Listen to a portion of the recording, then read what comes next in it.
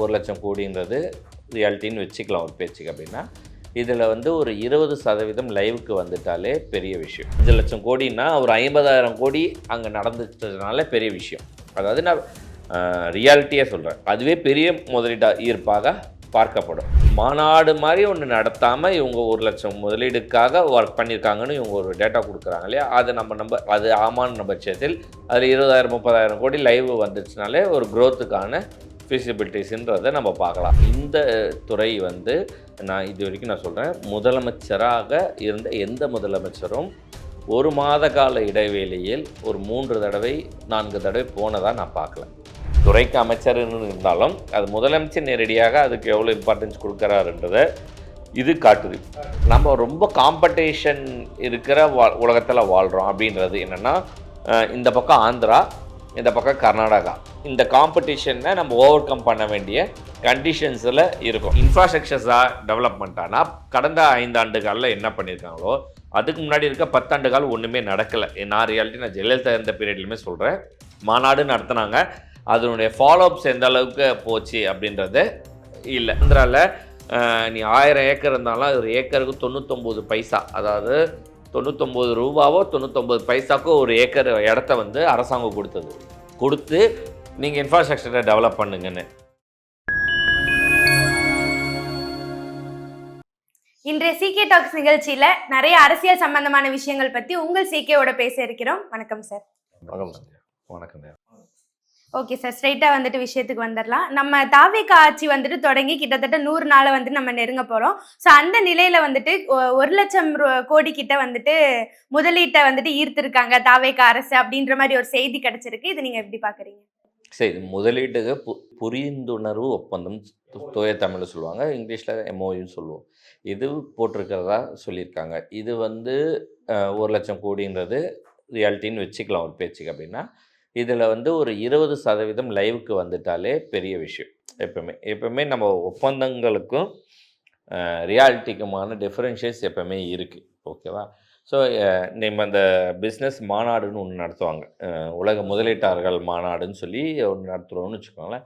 அப்போவும் இந்த மாதிரி இருக்கும், 5,00,000 கோடி ஒப்பந்தங்கள் கையெழுத்தானது, 10,00,000 கோடி ஒப்பந்தங்கள் கையெழுத்தானது அப்படின்னு சொல்லுவாங்க. ஆனால் அதுக்கப்புறம் தான் ஃபீஸிபிலிட்டிஸ் பார்ப்பாங்க, ப்ளஸ் அண்ட் மைனஸ் பார்ப்பாங்க, அவங்களுக்கு இதை விட பெஸ்ட்டாக என்ன இருக்குதுன்னு பார்ப்பாங்க. இதெல்லாம் பார்த்துட்டு அதில் சிலதெல்லாம் போனால் அதில் இப்போ 5,00,000 கோடின்னா ஒரு 50,000 கோடி அங்கே நடந்துட்டதுனால பெரிய விஷயம். அதாவது நான் ரியாலிட்டியாக சொல்கிறேன், அதுவே பெரிய ஈர்ப்பாக பார்க்கப்படும். இது இம்ப்ளிமெண்ட் ஆகிறது சொல்கிறீங்க. இம்ப்ளிமெண்டேஷன் அவ்வளோதான் வரும். ஓகேவா? இப்போ அதே மாதிரி இப்போ இவங்க சொல்லியிருக்கிறதுலையுமே நீங்கள் 20,000 30,000 கோடி இன்ஃபியூஸ் ஆகிடுச்சு, இம்ப்ளிமெண்டேஷன் ஆகிடுச்சினாலே மேசிவ் ஹிட்டு அப்படின்றது தான் ரியாலிட்டி. இன்னொன்று என்னென்னா, மாநாடு மாதிரி ஒன்று நடத்தாமல் இவங்க 1,00,000 முதலீடுக்காக ஒர்க் பண்ணியிருக்காங்கன்னு இவங்க ஒரு டேட்டா கொடுக்குறாங்க இல்லையா, அது ஆமான்னு பட்சத்தில் அதில் 20,000 30,000 கோடி லைவ் வந்துச்சுனாலே ஒரு க்ரோத்துக்கான ஃபீஸிபிலிட்டிஸ்ன்றதை நம்ம பார்க்கலாம். அதில் எந்த ஒரு மாற்றமே இல்லை. ஓகே சார், இந்த முதலீட்டாளர்கள் மாநாட்டில் இதை தொடர்ந்து வந்துட்டு ஒரு இன்ட்ரெஸ்டிங்கான ஒரு விஷயம் வந்துட்டு பார்த்துருந்தோம். என்னன்னா, இந்த வெற்றி அப்படின்ற வார்த்தையை வந்துட்டு சிம்பலைஸ் பண்ணுற மாதிரி இந்த V அப்படின்ற லோகோ வந்துட்டு நம்ம முதலமைச்சரோட ட்ரெஸ்லையும் சரி, அங்கே வந்திருந்தவங்களோடதுலையும் வந்துட்டு இருந்தது. ஸோ இதை எப்படி பார்க்குறீங்க? கைடன்ஸ் தமிழ்நாடுன்னு ஒன்று இருக்குமா, இதுதான் இந்த மாநாடு, இந்த முதலீட்டாளர்கள் இருக்கிறது, அதுக்கான பேக் எண்டில் ஒர்க் பண்ணுறதெல்லாம் இவங்க தான். இந்த துறை வந்து நான் இது வரைக்கும் நான் சொல்கிறேன், முதலமைச்சராக இருந்த எந்த முதலமைச்சரும் ஒரு மாத கால இடைவேளையில் ஒரு 3 தடவை 4 தடவை போனதாக நான் பார்க்கல. ஓகேவா? நீ இந்த கைடன்ஸ் துறை வந்து இங்கே நந்தனத்தில் தான் இருக்குது அந்த ஆஃபீஸு. முதலமைச்சர் விஜய் அவர்கள் இந்த ஒரு மாத இடைவெளியில், ஒரு மாதன்றது நான் 20ஆம் தேதியிலேருந்து இந்த 13ஆம் தேதிக்குள்ளே நான் சொல்கிறதுல 2 முறை போயிருக்கார். ஸோ முதலீட்டாளர்களுடைய விஷயத்துக்கோ அது கொள்கை அடிப்படை முடிவு எடுக்கிறதுக்கோ அப்படின்னு. ஸோ எவ்வளோ சீரியஸான ஒரு விஷயத்தில் அவங்க இருக்காங்க அப்படின்றத இம்பார்ட்டன்ஸு முதலமைச்சர் நேரடியாக கொடுக்குறாருன்றது. துறைக்கு அமைச்சர்னு இருந்தாலும் அது முதலமைச்சர் நேரடியாக அதுக்கு எவ்வளோ இம்பார்ட்டன்ஸ் கொடுக்குறாருன்றதை இது காட்டுது. சரி, முதலமைச்சர் மட்டும் காமிச்சிட்டா போதுமானா துறை அதிகாரிகளும் அமைச்சரும் எல்லாருமே அதை ஃபுல் ஃப்ளெஜ்ஜாக ஒர்க் பண்ணணும். ஸோ முதலமைச்சர் காட்டுறாருன்னும் போது இவங்க எல்லாமே ஃபுல் ஃப்ளெஜ்ஜாக ஒர்க் பண்ணுறதுக்கான பாசிபிலிட்டிஸ் அதிகம். ஆமாம், இவரே இறங்கிட்டாரு, அப்போ நம்ம என்ன பண்ணிட்டு இருக்கோம்? நம்ம அப்படி அதனால இம்பேக்ட் நெகட்டிவிட்டியும் இல்லை. இப்போ அமைச்சர் சரியாக செயல்படலைன்னா அமைச்சருக்கு பாதிப்பு தானே. துறை அதிகாரிகள் பண்ணலன்னா நேரடியாக பார்க்கும்போது இது நடக்கும். ஸோ முதலீட்டாளர்கள் மாநாடுகளும் முதலீட்டில் பெறத்துக்கான வாய்ப்புகள் அதிகம் அப்படின்னு நேரடியாக முதலமைச்சர்கள். பட் என்னன்னா நம்ம ரொம்ப காம்படிஷன் இருக்கிற உலகத்தில் வாழ்கிறோம். அப்படின்றது என்னென்னா இந்த பக்கம் ஆந்திரா, இந்த பக்கம் கர்நாடகா, கேரளா இதில் என்றைக்குமே வந்தது கிடையாது. அவங்க கம்யூனிசம்ன்றதுனால இந்த முதலீட்டு இருக்கிறதுலையோ இந்த மாதிரி புது நிர்வாகத்தை உருவாக்குறதுல அவங்க என்றைக்குமே மெனக்கெட்டது கிடையாது. பட் இந்த ரெண்டு இல்லாமல் அந்த பக்கம் நார்த்தில் வந்து குஜராத்தும், இப்போ புதுசாக யூபி மகாராஷ்டிரா வந்து இண்டஸ்ட்ரியல் ஆஃபீஸ் ஹப்பாக போகுமே தவிர இண்டஸ்ட்ரியல் ஹப்பாக இருக்காது. ஓகேவா? குஜராத் தான் இண்டஸ்ட்ரியல் ஹப்பு, அடுத்த இடத்துல ஊபி இருக்குது. ஸோ உத்தரப்பிரதேஷ் இவங்க எல்லாமே இருக்கும் போது இதை எந்த அளவுக்கு இந்த காம்படிஷனை நம்ம ஓவர் கம் பண்ண வேண்டிய கண்டிஷன்ஸில் இருக்கும். நமக்கு நேச்சுரலாகவே நமக்கு ஒரு ரெவென்யூ பேஸோ இன்ஃப்ராஸ்ட்ரக்சர்ஸோ ஹார்பர் போன்ற ஒரு விஷயங்களோ நமக்கு கொஞ்சம் நல்லா இருக்குது. இன்ஃப்ராஸ்ட்ரக்சர் ரோடு இருக்குது, ரயில் இருக்குது, ஹார்பர் இருக்குது, எல்லாமே இருக்கிறதுனால நமக்கு நீ வந்து கர்நாடகாவில் ஒரு முதலீடு இருந்தால் நேராக இப்படி வந்து இது பக்கமாக போகிறதுக்கான வாய்ப்பு இருக்குது. ஆந்திராவில் தமிழ்நாடு பார்டரில் இருக்கிற சிட்டி மாதிரியான இடமோ மற்ற இடங்களில் இருக்கிற இதுக்கு வந்து தமிழ்நாடு உள்ள வந்து ஹார்பர் வழியாக போகிறதுக்கான வாய்ப்புகள் இருக்குது. ஸோ இது வந்து நமக்கு ரெவென்யூ ஜென்ரேஷனில் ஓரளவுக்கு பாசிபிலிட்டிஸ் இம்போர்ட்ஸ் அண்ட் எக்ஸ்போர்ட்ஸில். பட் இன்ஃப்ராஸ்ட்ரக்சர்ஸாக டெவலப்மெண்ட்டானா கடந்த 5 ஆண்டுகளில் என்ன பண்ணியிருக்காங்களோ அதுக்கு முன்னாடி இருக்க 10 ஆண்டுகள் ஒன்றுமே நடக்கலை. நான் ஜெயலலிதா இருந்த பீரியட்லையுமே சொல்கிறேன், மாநாடு நடத்தினாங்க, அதனுடைய ஃபாலோஅப்ஸ் எந்த அளவுக்கு போச்சு அப்படின்றது இல்லை. அது ஒரு 2-3 ஆண்டு காலத்துக்கு அப்புறம் திருப்பி எடப்பாடி பண்ணாங்க, அதுவும் பெருசால இவங்க ஊருக்கு போனார். அதே மாதிரி ஸ்டாலின் போனாங்க. இவங்கெல்லாம் என்ன முதலீடு கொண்டு வந்திருக்காங்கன்றத பெருசாக நம்ம இல்லை. ஸோ நான் இவருடைய சந்திரபாபு நாயுடுவுடைய மகன் லோகேஷ் அவர் வந்து நிறைய விஷயங்களை இறங்கி ஒர்க் பண்ணி கொண்டு வந்திருக்காங்க. அந்த மாதிரி லீடர்ஷிப் குவாலிட்டிக்குள்ள ஒரு ஆள் இங்கே இருக்கணுன்றதை நான் பார்க்குறேன். சிஎம்ஏ எல்லாத்தையும் பண்ணார்னா அப்போ அந்த துறை அமைச்சர் அதிகாரிகள் இந்த லெவலில் வந்து ஒரு ஸ்ட்ராங்கான பர்சன் இருந்தால் ஃபைட் பண்ணி கொண்டு வர்றதுக்கான பாசிபிலிட்டிஸ் அதிகமாக இருக்கும்னு நினைக்கிறேன். நான் அதுக்கான நல்ல ஒரு பொட்டன்ஷியலான ஒரு அதிகாரிகள் அதில் போடணும் சார். அதிகாரி இருக்காரு, நான் எனக்கு தெரிஞ்ச அதிகாரி அதுக்கு ஒரு மெயினான இப்போ இண்டஸ்ட்ரியல் எக்ஸ்பென்ஷன் அதிகாரி ஒருத்தர் இருக்காருன்னு வச்சுக்கோங்க. அமைச்சரோ அதுக்கு மேலே ஒரு கைடன்ஸ் கொடுக்குற மாதிரி எல்லா இடத்துலையும், ஏன்னா எல்லாருமே ஒரே வேலையை பார்த்துட முடியாதுன்றதுக்காக சஜஷன்ஸ் பேசி உள்ளே கொண்டு வர்றதுக்கான ஒரு பாசிபிலிட்டிஸான இதை வந்து டீம் ஃபார்ம் பண்ணணுன்றத இருக்கேன். அடிச்சு பிடிச்சி இப்போ எப்படி நம்ம எக்கனாமிக் எப்படி டெவலப் பண்ணுறது, 1.5 ட்ரில்லியன் நம்ம எப்படி கொண்டு போகிறதுன்னு ஒரு குரூப்பை நம்ம ஃபார்ம் பண்ணியிருக்கோமோ அந்த மாதிரி ஒரு குரூப் ஃபார்ம் பண்ணி எல்லா நாடுகளில் போய் அவங்க பேசி இங்கே கொண்டு வர்றது. ஏன்னா அமைச்சர் வந்து இது ஓகே வேண்டான்றதுக்குள்ளேயும் ஐஏஎஸ் அஃபிஷியல்ஸ் வந்து இதனால் நமக்கு இங்கே சாதக பாதகங்கள் என்னன்றது கொடுக்கறதுக்கான வேலைகளை அவங்க செஞ்சால் போதும். மற்ற குழு வந்து நாடாக போய் ஏன்னா இவங்களே அமைச்சரே போய் நாடு போய் கூட்டு வரதெல்லாம் போயிட்டு வர்றதும் அவங்க தான், ஃபைனல் பண்ணுறதும் அவங்க தானே, அது கரெக்டாக இருக்காது. ஸோ இதுக்கு ஒரு குழு நானன்ற இந்த குழுக்கள் வந்து ஒவ்வொரு நாட்டுக்குமே அமைக்கணும்னு நினைக்கிறேன். இப்போ எக்ஸாம்பிள் வந்து இது வந்து ட்ரேட் கமிஷனர்னு சொல்லுவாங்க. ட்ரேட் கமிஷனர் அந்தந்த நாட்டில் இப்போ தமிழ்நாட்டில் இருக்கிற முதலீட்டாளர்களை இழுத்துட்டு இருந்து ஆப்பிரிக்கன் கண்ட்ரியில் இன்வெஸ்ட் பண்ண வைக்கிறதுக்கு ஒரு trade commissioner African country appoint பண்ணுவாங்க. அது என்னுடைய நண்பர் ஒருத்தர் இருந்திருக்காரு. இப்போ இந்த மாதிரி நம்ம தமிழ்நாட்டிலேருந்து ஒரு ட்ரேட் கமிஷனர்ஸ் ஒவ்வொரு நாட்டுக்குமே ஃபிக்ஸ் பண்ணும். அந்த ஊர் ஆட்களை ஃபிக்ஸ் பண்ணி உங்கள் முதலீட்டை இங்கே நீங்கள் கொண்டு வந்தீங்கன்னா நாங்கள் இங்கே இந்த பெனிஃபிட்ஸ்லாம் கொடுப்போன்றதை பண்ணணும். அதுதான் குழு. இதுக்கு ஒரு ஹெட்டு வரணும். அந்த ஹெட்டு அமைச்சரையும் ஐஏஎஸ் செக்ரட்டரியும் ஃபாலோ பண்ணி அவங்க முதலமைச்சர் கொண்டு போகணும். ஏன்னா இப்படி பண்ணால் மட்டும்தான் ஓவரால் இப்போ நான் இன்னைக்கு ஆப்பிரிக்காவுக்கு ட்ராவல் பண்ணுறேன்னா இது ப்ராசஸ் ஆகி இந்த வேலை முடித்து ஒரு 6 மாதம் 1 ஆண்டு காலம் இதனுடைய செயல்பாடு முடியறதுக்கு ஆகும். பட் நான் இண்டிவிஜுவலாக ஒரு ட்ரேட் கமிஷனர் ஒவ்வொரு நாட்டுக்கும் ஒவ்வொரு துறைக்குமே அமைச்சேன்னா அவங்களுடைய வேலையே அதுதான். இப்போ இந்த ட்ரேட் கமிஷனர்னா யாருன்னு பார்த்தோன்னா அந்த ஊரில் ஸ்ட்ராங்கான கான்டாக்ட்ஸ் இருக்கிறவங்க தான் அவங்கள அமைப்பாங்க. அவங்க நம்ம தமிழ்நாட்டினுடைய டைரக்ட் இங்கே இருக்கிற ஒரு இண்டஸ்ட்ரியல் டெவலப்மெண்ட் குரூப்போட அசோசியேட் ஆகிருப்பாங்க. ஸோ இவங்க இங்கேருந்து அங்கே போகும்போது இவங்க இதை எல்லாத்தையும் அமைச்சு அந்த அந்த ஊரெல்லாம் இருக்கிற இன்வெஸ்டர்ஸ் மாதிரி இருக்கிறவங்களெல்லாம் ஒரே இடத்துல கோஆர்டினேட் பண்ணி எடுத்துன்னு வந்து நீங்கள் எத்தனை உதவி இன்வெஸ்ட் பண்ணி, இப்போ நான் ஆப்பிரிக்கா அந்த மீட் நான் போயிருக்கேன். அவங்க வந்து மைனிங்ஸுக்கும் வாட்டர் சோர்ஸுக்குமே நீங்கள் இன்வெஸ்டர் யார் இருக்கீங்கன்னு பர்டிகுலராக கேட்பாங்க. ஸோ மைனிங்ஸ் பண்ணுறவங்க யார் இருக்காங்க, மைனிங்கில் இருக்கவங்களாம் நீங்கள் வாங்க இன்வெஸ்ட் பண்ணுங்கள், உங்களுக்கு கவர்மெண்ட் சைட்லேருந்து என்னென்ன சப்போர்ட் பண்ணுமோ நாங்கள் பண்ணுறோம், வாட்டர் எங்களுக்கு வந்து சோர்ஸ் ரொம்ப முக்கியம், வாட்டரை நீங்கள் எப்படி கொண்டு போகிற போகிறோம். ஸோ இப்போ வாட்டர்னும் போது நான் அவங்களுக்கு கொடுத்த சஜஷன் என்னென்னா, அப்போ தான் வந்து இந்த மாய்ஸ்டர்லேருந்து வாட்டரை எவாப்ரேட் பண்ணி தண்ணி கொடுக்குறது இருக்குது. ஆஃப்ரிக்கனில் ரொம்ப ட்ரை இருக்கிறதுல ரொம்ப ஆழமாக போட்டு எடுக்கிறத மாதிரி இல்லாமல் அந்த மாதிரி இண்டஸ்ட்ரியை நீங்கள் டெவலப் பண்ணணும். அவங்களோட நாட்டோட அமைச்சர் வந்திருந்தார், அவர் இது நாங்கள் வந்து இம்ப்ளிமெண்டேஷன் பண்ணுறதுக்கு ட்ரை பண்ணுறோன்றாங்க. ஸோ இந்த மாதிரியான யார் அந்த மாய்ஸ்டர்லேருந்து எடுக்கிற இண்டஸ்ட்ரியல் யார் இருக்காங்களோ அவங்களுக்கு அது ஆப்பர்ச்சுனிட்டியாக உருவாகும். ஸோ இந்த மாதிரி நீங்கள் நம்ம தமிழ்நாட்டில் எப்படி இருக்குது, நம்ம ஆல்ரெடி நம்ம எல்லா இடத்துலையும் சிட்கோவும் டிட்கோன்ற அமைப்புகள் உருவாக்கி வச்சுருக்கோம்.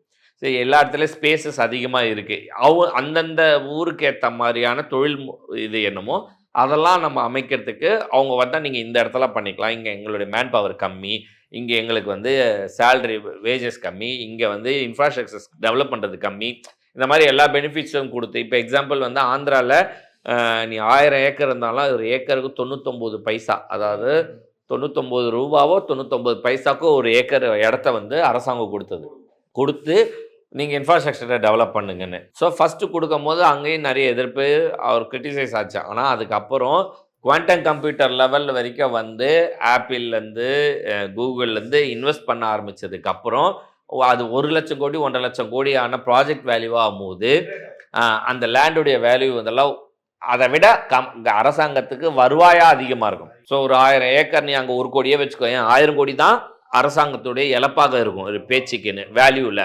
ஆனால் அதுவும் லீஸில் தான் கொடுக்க போகிறோம் 99 ஆண்டுகள் 30 ஆண்டுகள். ஆனால் இன்ஃப்ராஸ்ட்ரக்சர் டெவலப்மெண்ட்டாகவோ தொழில்துறையாக வந்து வளரும் போது அதுலேருந்து வர ஜிஎஸ்டியோ இன்கமோ இங்கே மேன் பவர், அதாவது ஆட்கள் சம்பாதிக்கிற இது இருக்கு இல்லையா, இதுலேருந்து அரசாங்கத்துக்கு வர்றது பல ஆயிரம் கோடி வருமானமாக இருக்கும்.